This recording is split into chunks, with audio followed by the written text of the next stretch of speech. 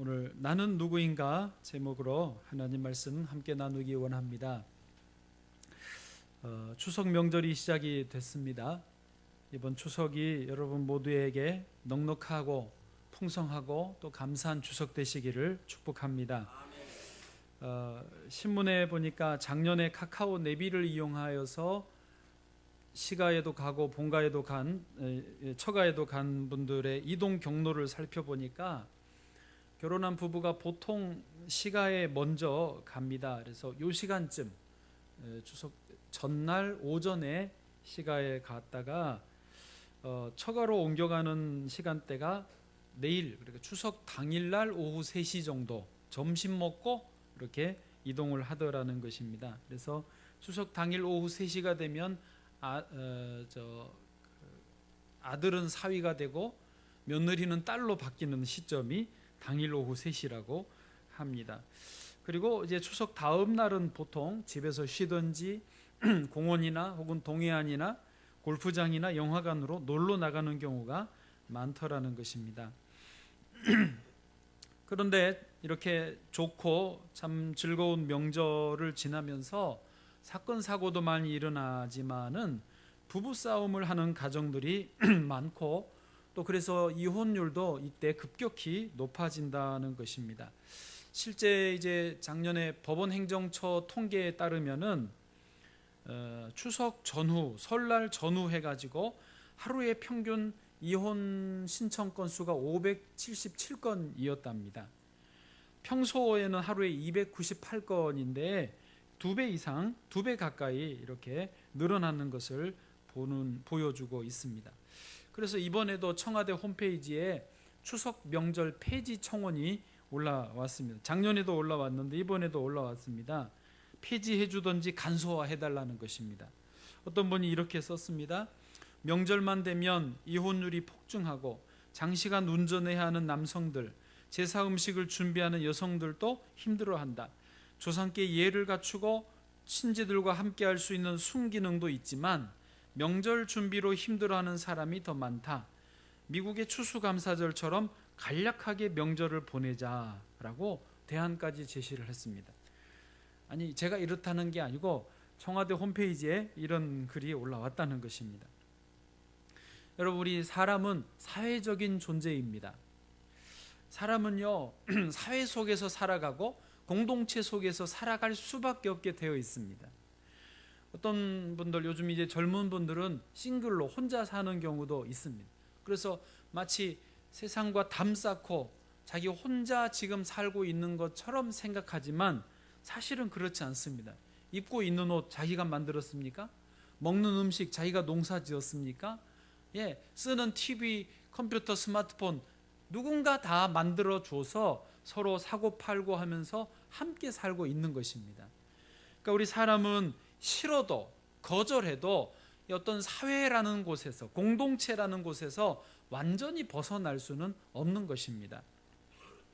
그렇기 때문에 너무 가족들과 모이는 자리를 거부할 필요는 없습니다.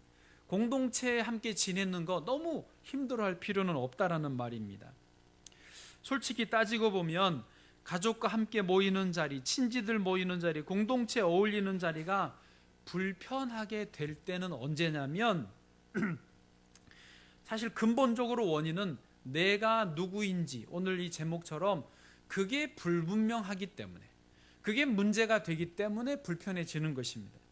쉽게 생각해서 우리 청년들이 취업을 준비하고 있는 중에 친척들하고 모였을 때는 곤란합니다. 뭐하니? 라고 질문을 하면 대답할 말이 참 궁색합니다. 그러나 반대로 생각해서 좋은 자리에서 일하고 있다면 친척들 모이는 자리에 가고 싶습니다. 아니 그렇습니까? 심리가 그렇습니다. 사업을 하는 분이 사업이 잘 될 때는 명절 때 선물도 사가고 용돈도 넉넉히 드리면서 명절이 즐겁습니다. 폼 나잖아요. 사업이 잘 되다가 또 어려워졌으면 명절 때 괜히 말합니다. 바빠서 못 갑니다라고 하지요. 무슨 말입니까? 결국은 사람들 속에서 내가 누구인가를 찾으려고 하면 그것은 끝도 없이 좋았다 나빴다 널뛰기를 반복한다는 것이죠. 그래서 오늘 말씀에서 내가 누구인가에 대한 대답은 하나님 앞에서 찾아야 된다는 것입니다. 하나님 앞에서 내가 누구인가가 분명해지면 인생 살다가 좀 잘 안 풀릴 때도 있고 풀릴 때도 있지 않습니까? 안 풀릴 때도 기죽을 거 없고 잘 풀린다고 교만할 거 없다는 것이죠. 어쩔 수 없이 우리는 사회적인 존재니까 함께 모여서 위로하고 위로받고 감사하고 감사를 나누면서 그렇게 사는 저와 여러분 되기를 축복합니다. 자, 그런 의미에서 오늘 나는 누구인가 이 질문을 가지고 우리가 대답을 얻고 또 명절을 평안하게 즐겁게 지내기를 원합니다. 첫 번째, 늘 새 주제인데요. 오늘 첫 번째 주제입니다.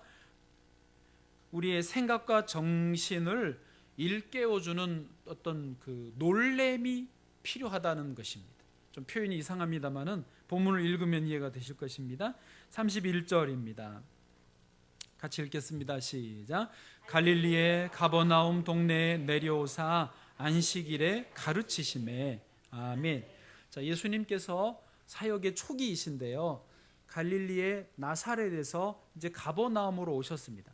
나사렛은 고향이고 자라신 곳인데 거기서 안 받아들여져서 가버나움으로 오셔서 안식일에 말씀을 가르치셨습니다. 그 다음에 32절입니다. 시작.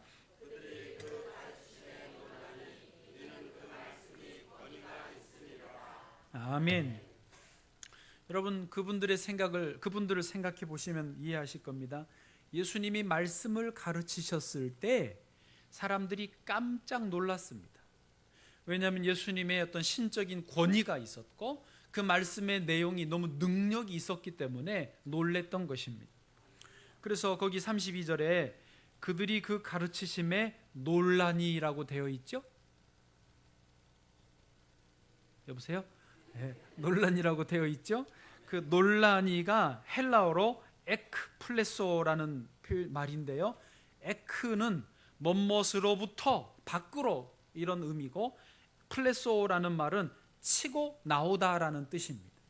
그러니까 뭔가가 사람들이 말씀을 들을 때 논란이 이 말은 자기들 안에서부터 뭔가가 이렇게 밖으로 치고 나오는 그만큼 놀랄 일, 충격적인 일, 또는 영어로 쇼킹한 일이 그 예수님의 말씀을 들을 때 있었다는 것입니다. 사람들이 틀림없이 그랬을 거예요. 예수님의 말씀을 듣고 이 안에서부터 몽글몽글 뭔가 일어났을 것입니다. 예수님이 신적인 권위를 보면서 느끼면서 충격을 받고 정신적으로 영적으로 이게 어떤 흔들린 어떤 정신이 깨어나는 그런 과정이 있었을 것입니다. 이것은요, 이 놀람이라고 하는 이 충격, 이 놀람의 이 사건은 사실 사람들에게 그렇게 나쁜 게 아니었습니다. 그 논란이 에크플레소를 통해서 사람들이 부정적이 되고 절망하게 되고 낙심하게 되는 게 아니었습니다. 오히려 그 반대였어요. 이 사람들이 놀라면서 긍정적이 되고 희망을 갖게 되고 뭔가 새로운 꿈을 찾아볼 수 있는 그런 흔들림, 정신이 번쩍 나는 그런 기회가 여기 논란이 에크플레소였다는 것입니다. 오늘도 저와 여러분이 이런 놀람이 있기를 축복합니다. 제가 돌이켜보니까 초등학교 3학년, 4학년 때 이런 에크플레소 같은 놀람의 사건이 있었던 것을 기억합니다. 저는 시골에서 자랐고 제가 보고 경험할 수 있었던 환경은 그냥 말 그대로 시골입니다. 물론 자연은 좋았지만 어떤 높은 큰 건물이 없어. 그냥 그나마 봤던 거는 저희 초등학교 건물이 재본 건물 중에 제일 컸습니다. 그런데 저보다 한 10살 많은 저희 작은아버지, 저희 아버지의 맨 막내 동생이신데 저를 데리고 그 자기가 다니는 큰 대도시로 끌고 갔습니다. 어느 날. 그리고 그 도시에 있는 공설운동장 아시죠? 정부가 나라 돈으로 지은 운동장이니까 커요. 제법 큽니다. 그때 시절이 굉장히 컸습니다. 경기가 있었던 것도 아니고 행사가 있었던 것도 아닌데 그 넓은 운동장과 이 시멘트 구조물로 만들어진 이 엄청난 이 관중석 이거를 그를 저를 보여주기 위해서 운동장 안으로 저를 데리고 들어갔습니다. 저는 어린 마음에 그것을 보고 엄청난 충격을 받았습니다. 세상에 이렇게 큰 구조물이 있다니, 세상에 이렇게 넓은 운동장이 있다니, 제가 다녔던 학교 운동장하고는 비교도 안 되게 큰 거예요.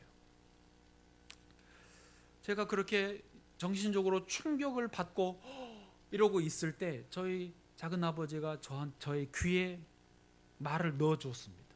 자기 하고 싶은 꿈이었던 것 같은데, 너는 커서 큰 회사의 회장님이 되라. 아멘. 물론 그때는 아멘으로 안 하고 이게 마음에 네 하고 받아들여지더라고요. 왜냐하면 다시 말씀드리면 눈으로 보이는 것이 저에게 굉장한 충격을 주면서 저의 정신 상태를 흔들어 놨기 때문에 그때 새로운 말이 들어오니까 제가 이게 받아들여지더라고요. 최근에 저에게 인생에 여러 어떤 충격들이, 좋은 충격들이 있었지만은 최근에 저는 신문 기사를 보고 또 하나의 충격을 받았습니다. 한번 그 사진을 보여주십시오. 여러분은 어떠실지 모르겠지만 저는 이 사진을 보고, 그 그림표를 보고 잊혀지지가 않아서 몇 날 며칠 기도할 때마다 이게 자꾸 떠올랐습니다. 맨 위에 보면 2090년 미래 계급 전망이라고 되어 있습니다. 2090년쯤 되면 이런 우리나라와 전 세계 사람들의 어떤 계급 사회가 이렇게 형성될 거라는 거예요. 여러분, 그 왼쪽 아래에 보면 자료 서울대 유기윤 교수팀이라고 써 있는 거 보이세요? 네, 이게 그냥 사람이 막연하게 상상으로 만든 게 아닙니다. 서울대 교수팀이 전문가들이 상당한 근거를 가지고 만든 표입니다. 그러니까 이게 약간 미래 일이기 때문에 가봐야 알지만 그래도 근거가 있다는 것입니다. 논리가 있다라는 것입니다. 설명을 드려보면 이렇습니다. 이제 그 정도 되면 사람들 사회가 4개의 계급으로 나눠진다는 것이고, 제1계급에 속하는 사람들은 플랫폼 등 기술을 소유한 기업인이 될 거라는 거예요. 이분들이 0.001%. 제가 이 1, 2부, 2부 때 1000명에 1명이라고 그랬는데요. 자세히 다시 저한테 알려주셨는데 10만 명에 1명 꼴입니다. 지금 쉽게 생각해서 큰 기업의 회장님들 정도, 그 오너 정도 그 급에 있는 분들만 이 상위 0.001%에 들어가는 겁니다. 그 다음에 이 계급이 있습니다. 이분들은 인기 정치인, 연예인 같은 스타들, 스포츠 스타들 같은 분들의 0.002%입니다. 그러니까 10만 명에 2명입니다. 뭐 손흥민이나 이런 사람들만 그런 데 들어가는 거예요.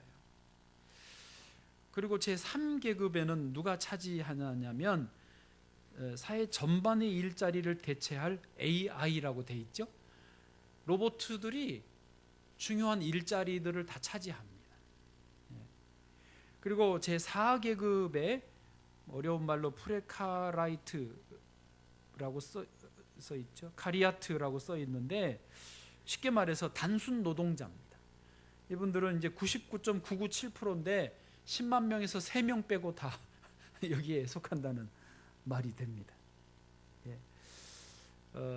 이 단순 노동자들은 지금 이렇게 알바하듯이 아주 단순한 일만 반복하면서 시급 얼마 받는 그런 일자리밖에 얻을 수 없고, 그래서 절대 빈곤에 속하게 될 수밖에 없다라고 전망을 하고 있습니다.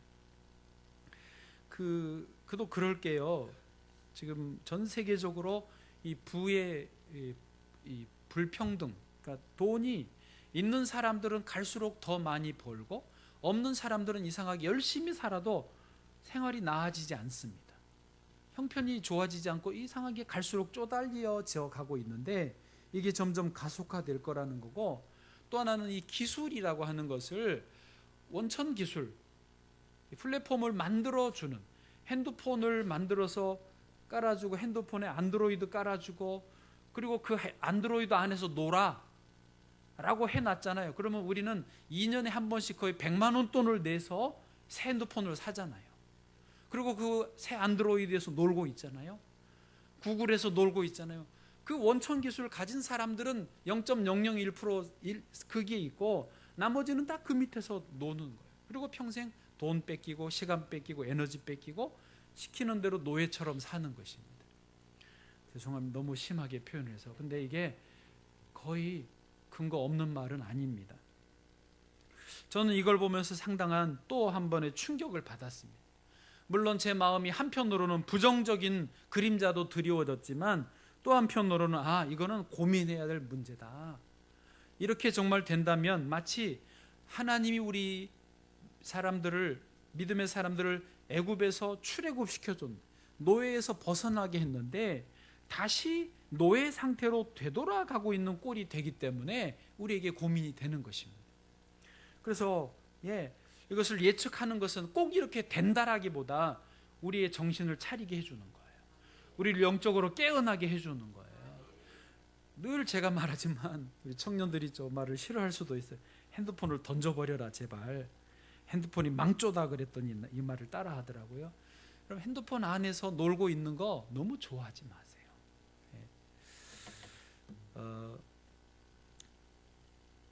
실제로 삼성전자가 1992년도에 삼성전자의 1년 매출이 6조였습니다. 몇 천억은 빼버리고 6조였고 당시에 92년도 우리나라 정부 예산은 38조였습니다. 정부 예산 대비 삼성전자의 매출이 16%였어요. 그런데 작년에 2017년도 삼성전자 매출이 239조입니다. 우리나라의 예산, 1년 예산은 400조입니다. 그러니까 전체 400조에 239조니까 약 60%입니다. 정부 예산에 대해서 삼성전자 하나가 매출이 60%예요. 그런데 이게 지금 빠른 속도로 글로벌 기업들이 이 매출이 올라가기 때문에 앞으로는 국가의 돈보다, 국가의 권력보다 한 기업의 돈과 권력이 훨씬 커질 거라는 거죠. 그래서 그 기업이 만들어 놓은 그런 스마트폰, 안드로이드 안에서 우리는 살 수밖에 없게 되어 있습니다. 그들이 규정한 삶의 방식대로 우리는 살아야 될 수밖에 없는 거라는 거죠.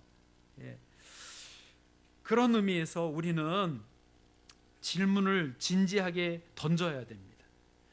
앞으로 인공지능이, 로봇가, 과학의학이 발달하면서 일자리 가져가고 우리의 모든 삶의 방식을 가져갈 때에 우리에게 남아있는 유일한 재산이라고 한다면 정신입니다. 생각하는 거예요. 나는 누구인가라는 질문을 그래서 해야 되고 그 질문에 대한 대답을 가진 사람만이 노예가 되지 않고 하나님의 자녀의 자유를 누리며 살 수 있다는 것입니다. 우리 다음 세대에게 여러분 우리가 열심히 공부시키지만 열심히 공부시켜서 그 99.997% 안에 넣어주는 꼴밖에 안 되는 것입니다. 그러므로 생각하게 해야 되고 질문을 던져줘야 되고 그 질문에 대해서 사람들 앞에서가 아니라 하나님 앞에서 내가 누구인가를 답을 얻게 해야 된다는 것입니다. 어떤 사람들은 이제 이런 충격이 있어도 그게 뭐 실제로 있겠나 하고 별로 관심을 갖지 않습니다. 거부합니다. 자기 경험과 자기 세계에 빠져서 선입견 편견에 빠져서 그냥 나 하나 살기 바쁜데 하고 지내는 분도 많습니다. 이런 시대 변화에 무감각합니다. 논란과 충격이 있어도 그냥 자라목처럼 안으로 쏙 들어가서 방어만 하고 살아가려고 합니다. 예수님이 가버나움에 오시기 전에 나사렛에서도 그러셨어요. 나사렛 사람들은요 고향 사람들이었잖아요. 여러분 고향에 가시면 나를 보는 시각이 딱 고정되어 있는 거 아시죠? 우리 같은 누가복음 4장 22절 보실까요? 그분들도 놀랬는데 이거를 거부해요. 22절 같이 읽어보세요. 시작.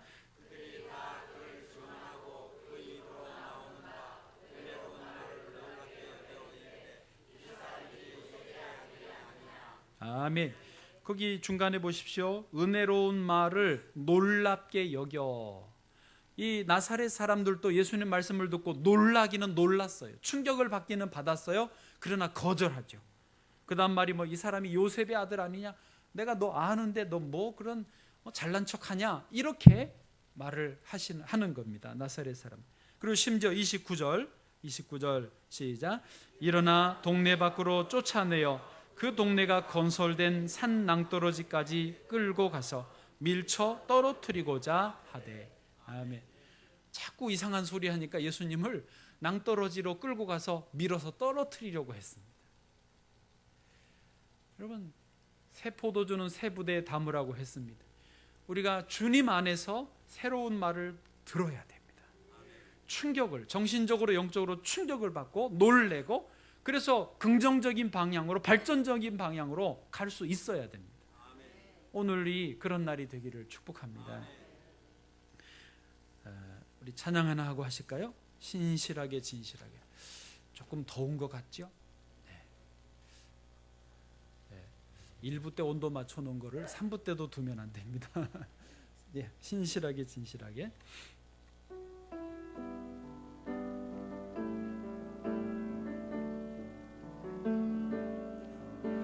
신실하게 진실하게 거룩하게 살게 하소서. 신실하게 진실하게 거룩하게 살게 하소서. 신실하게 신실하게 진실하게 거룩하게 살게 하소서. 신실하게 진실하게 거룩하게 살게 하소서. 하나님, 하나님,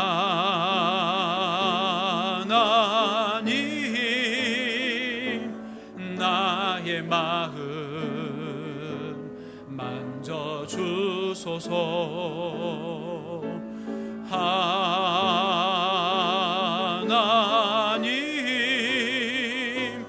나의 영혼 새롭게 하소서. 신실하게 진실하게 진실하게 진실하게 거룩하게 살게 하소서. 신실하게 진실하게 거룩하게 살게 하소서. 하나님, 나의 기도 들어주소서. 하나님,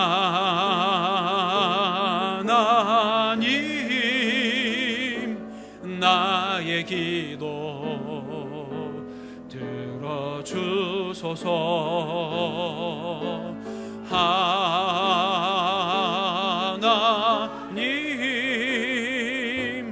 나의 길로 인도하. 하나님, 나의 기도 들어주소서. 하나님,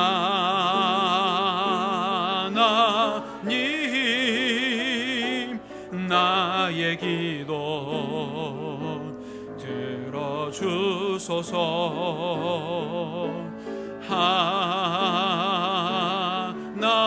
하나님, 주의 길로 인도하소서.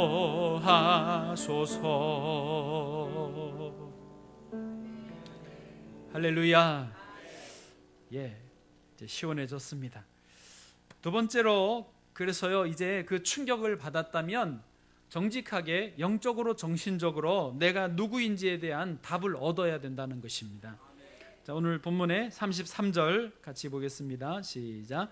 회당에 더러운 귀신 들린 사람이 있어 크게 소리질러 이르되. 아멘.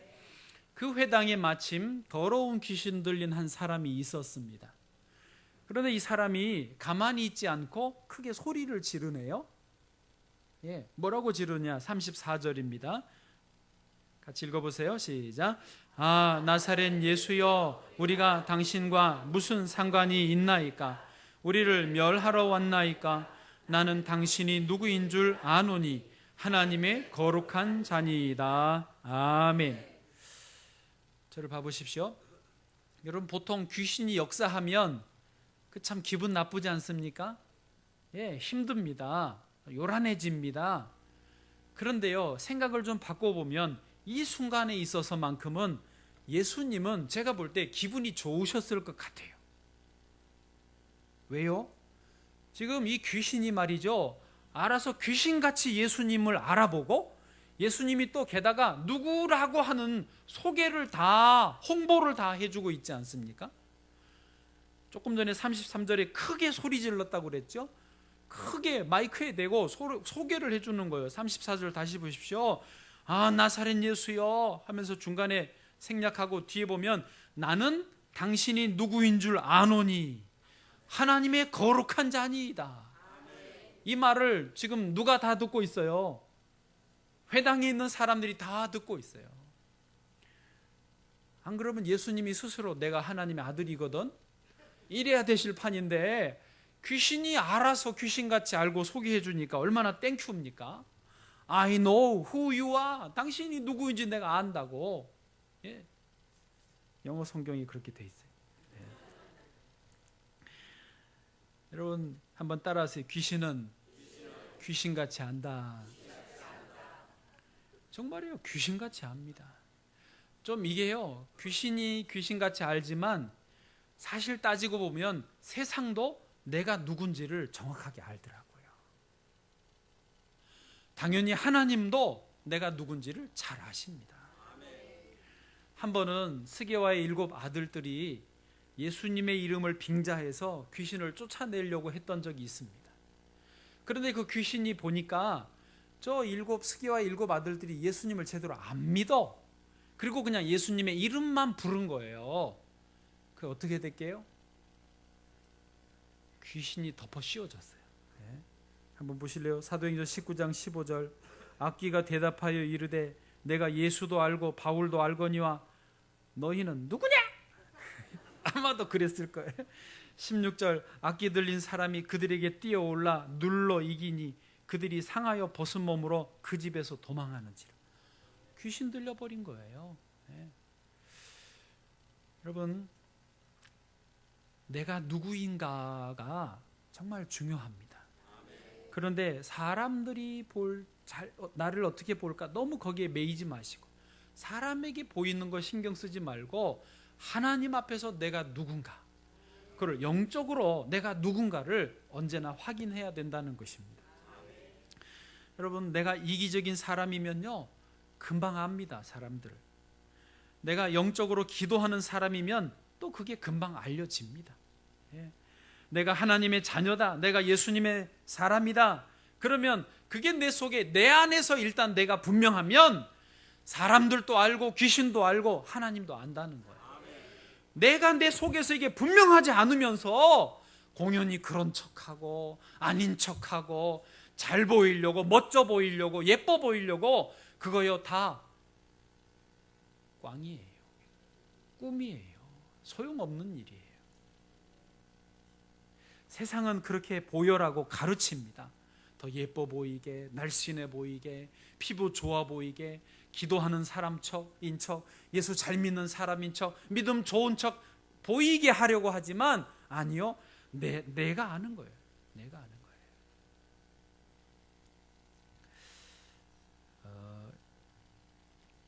여러분, 이 추석 명절에 하나님과 함께 내가 누구인가에 대해서 확신을 얻는 시간 갖기를 축복합니다.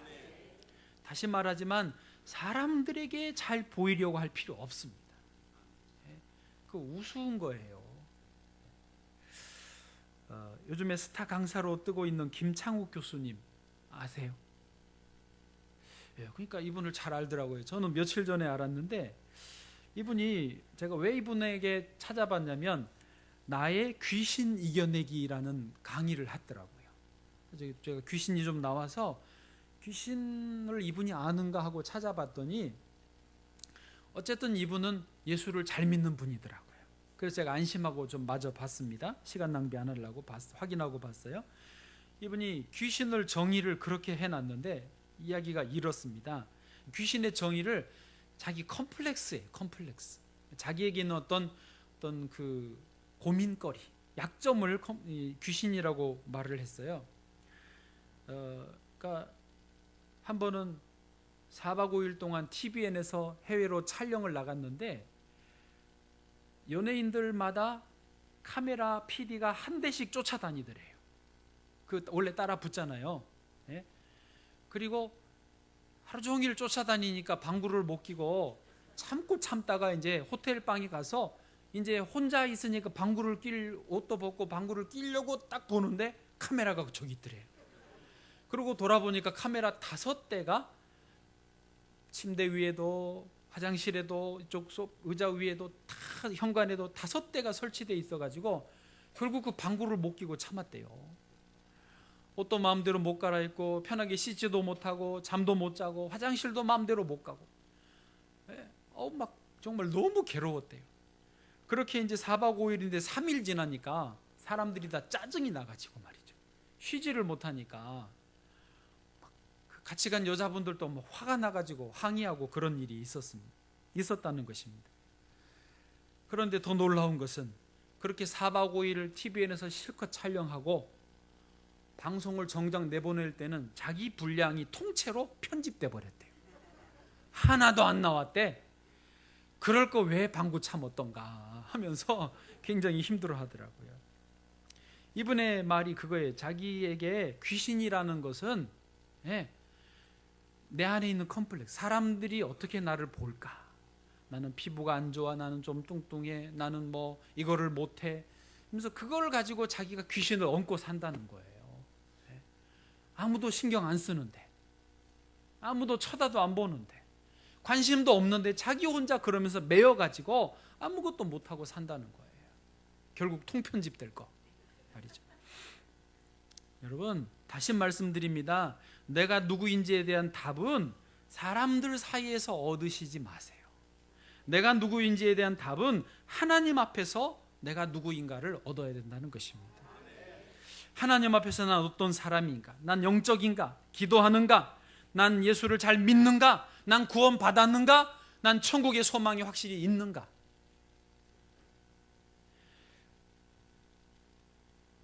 저도요, 아프리카에서 이제 3년 끝내고 돌아올 때 저에 대해서 아주 나쁜 말들이 돌았습니다. 그래가지고 제가 소환당했다고 그랬잖아요.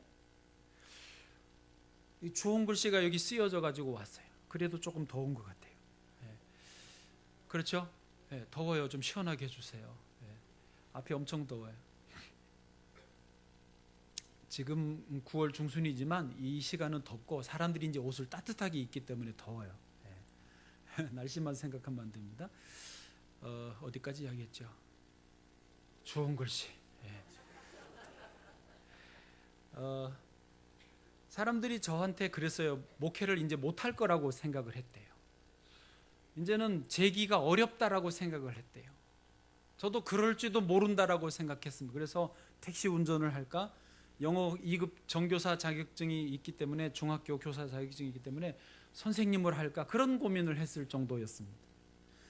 그런데 그 시간 한 8개월 정도를 제가 사람들이 뭐라고 그러는데 이거를 바꿀 재주가 없더라고요. 그 생각을, 말을 바꿀 수가 없어요. 아니라고 하면 더 구차해집니다. 변명만 됩니다. 더 막 말이 이상하게 뒤집어져서 저한테 돌아오니까 말을 할 수가 없습니다. 그때 제가 했던 것은요, 하나님 앞에 엎드리는 거였어요. 하나님 앞에 엎드려서 기도하는데 깨닫게 해주시는 게 뭐냐? 너 교만했잖아. 잘못한 것도 없지만 성과가 좋아지니까 너 교만했잖아. 깨닫게 되더라고요. 또 너가 잘 나가면서 옆에 있는 사람들이 얼마나 힘들었겠니? 같은 선교사인데 깨닫게 하더라고요. 너 자기 자랑 있었잖아. 깨닫게 하시더라고요. 또 이렇게 엎드리게 하시고 이런 과정을 통해서 너의 목회를, 다음을 준비해야지, 그런 것들을 깨닫게 해주시더라고요. 결국은요, 감사하고 기도하고요, 계속 엎드려 있었더니 결국 지금 여기 있는 것입니다. 할렐루야. 여러분, 다시 말씀드립니다. 내가 누구인지에 대한 답을 찾으셔야 되는데 하나님 앞에서 찾으셔야 됩니다. 기업 회장들은요, 아까 그 상위 0.001% 되고 있고 된 분들이 이번에 명절 때 뭐 하냐고 나왔냐면 혼자 조용히 자기를 돌아보는 시간을 갖는데, 외부 일정 안 갖고 어디 저기 놀러 안 다니고 가만히 자기를 돌아보는 시간을 갖는다라고 신문에 나왔더라고요. 우리는 상위 0.1%도 아닌데 너무 바쁘면 안 됩니다. 꼭 필요한 만남 가지시고 가족들하고 시간도 보내시되 주님 앞에 혼자 조용히 앉아있는 시간 꼭 가지시기를 바랍니다.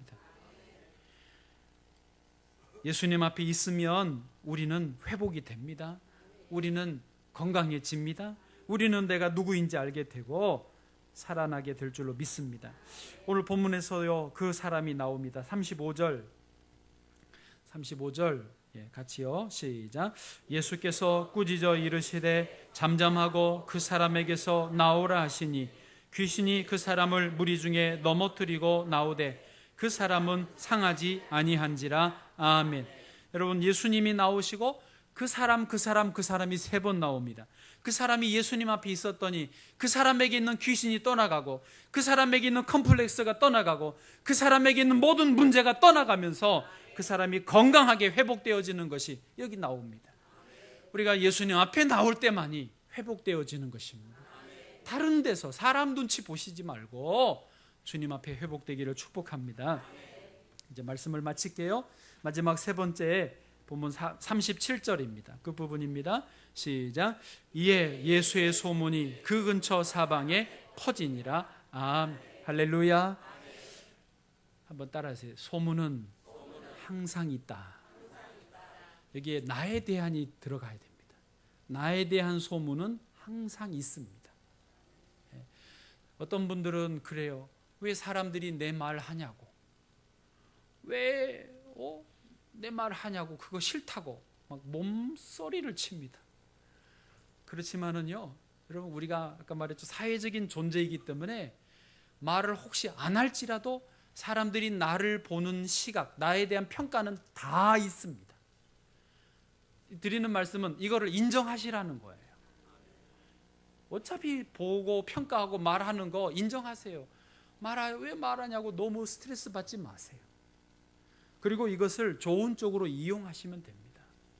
예수님도 보십시오. 이에 예수의 소문이 그 근처 사방에 퍼지니라.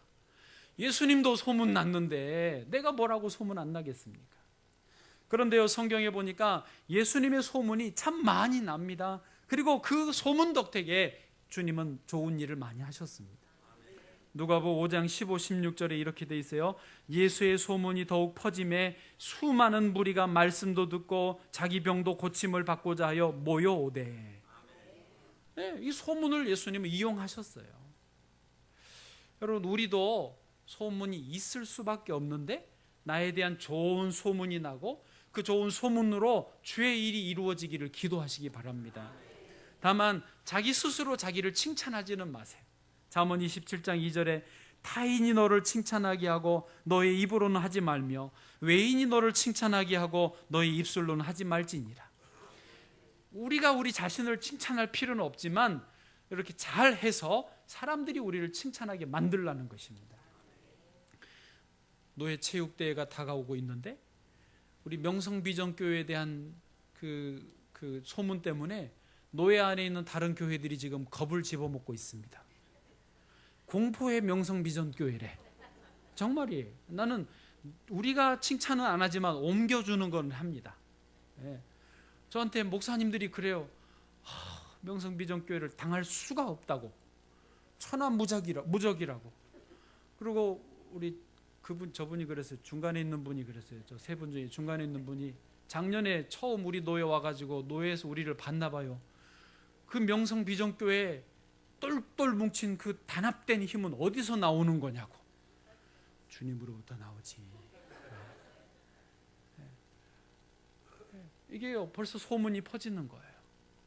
그래서 아침에 예배 드리고 우리를 가래요. 어떤 목사님 체육대회 참여하지 말고 그냥 가래. 선배가 그렇게 못하지요. 할렐루야. 소문. 여러분에 대한 소문이 주 안에서 좋게 퍼져가기를 원합니다. 저분은 기도하는 분이야. 저분 믿음 참 좋아. 저분이 사랑이 많어. 저분은 늘 입만 열면 칭찬을 잘해줘. 저분을 만나면 내가 힘을 얻어. 저분은 정말 하나님의 사람이야. 아멘도 안 하시고. 아멘. 자기 이야기 아니었어요? 저분을 만나면 하나님의 사람을 만난 것 같아. 기도 많이 하는 분이야. 저분을 만나면 내게 복이 올 것 같아. 아멘. 그런 분들 되시기를 주의 이름으로 축복합니다. 그리고 이게 분명하시면 명절 때 누구를 만나도 무슨 말을 들어도 시험 안 듭니다. 이혼하자고 덤비지 않습니다. 넉넉하게 이해하고 사랑하며 잘 살 줄 믿습니다.